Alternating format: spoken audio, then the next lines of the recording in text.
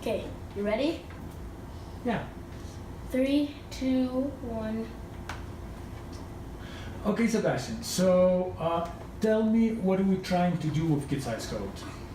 Well, in Good Size Code, our goal is just to teach as many people who don't know JavaScript or any other coding language, or have like very little experience, or some people who used to know it and may want to just relearn it because they forgot it over a long period of time, to just like teach those people JavaScript, I guess.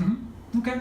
You know how I see it is, for me, just like since I'm teaching you JavaScript, I think it's if you're able to explain to others what you're doing, so it means you know that pretty well. So that's There's this thing that actually goes like if you don't truly know something if you can't explain it to others. Yeah, so something like that, you know. So today, and that's our goal. Yeah, and you know, and we call it Kid Size Code. You know, and leave a like. And subscribe, guys. Thanks for watching this video. Bye. No, Bye. So you know, for me it's also don't stop recording.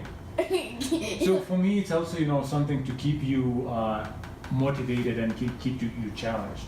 I guess that's true. Okay. So anyway, let's begin. Let's go coding. With the master lesson. So. Okay, so that. Okay, no accent.